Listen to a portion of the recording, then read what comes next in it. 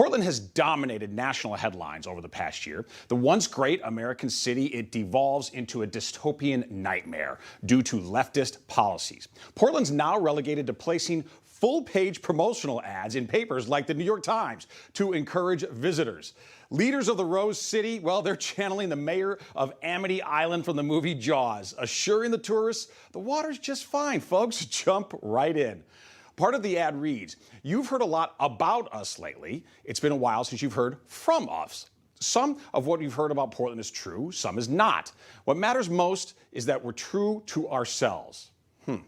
It appears to be part of a massive PR push because Travel Portland also released a video coinciding with the print ad with the same message. We're a place of dualities that are never polarities. Two sides of the same coin that keeps landing right on its edge. Anything can happen here. We like it this way.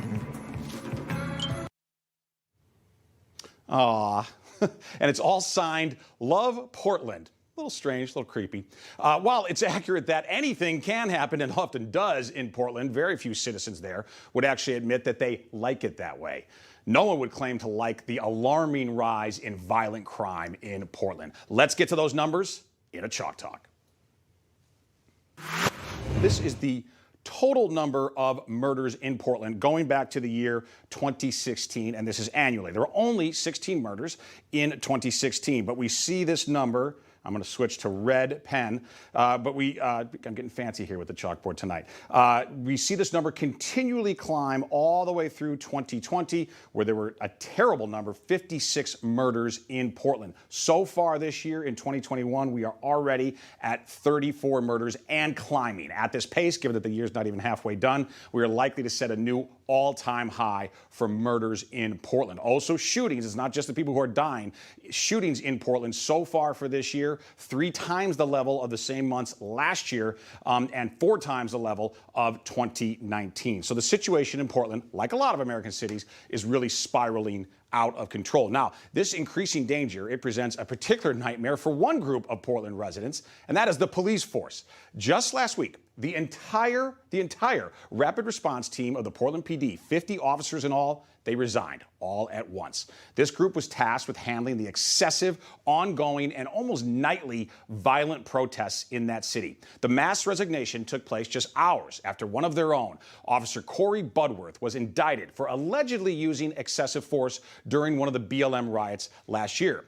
The Portland Police Association defended Officer Budworth, saying the officer was caught in a crossfire of agenda-driven city leaders and a politicized criminal justice system.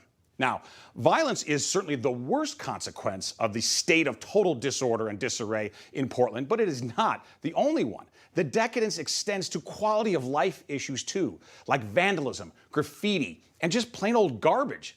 Filth has infested wide swaths of the city. Take a look at some footage from the local NBC station there.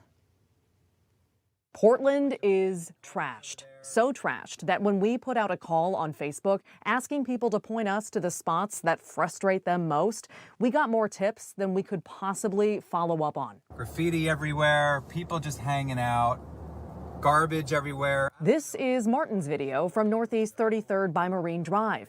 This is Joshua's photo of the Goose Hollow roundabout in Southwest Portland. Darylyn sent us one of Southeast Foster near Laurelwood Park.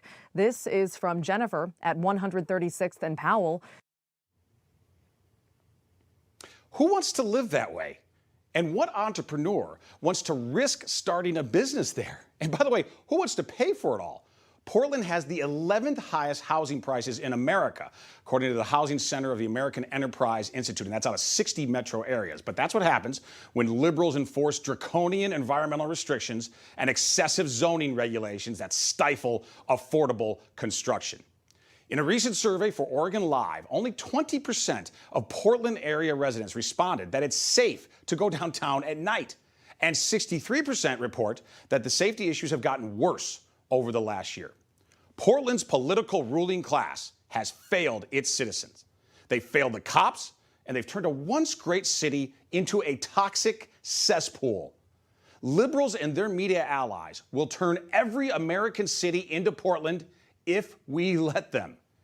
It might be too late to save Portland, and I really suspect it is, but we can still save the rest of America from becoming just like it. Hey, I'm Rob Finnerty. Thanks for watching. If you enjoyed this video, please join the conversation in the comments below. Don't forget to subscribe, too. Hit the bell icon to be alerted to breaking news. And remember, there's a whole lot more on Newsmax TV, America's fastest growing cable news network. Newsmax TV, we're real news for real people.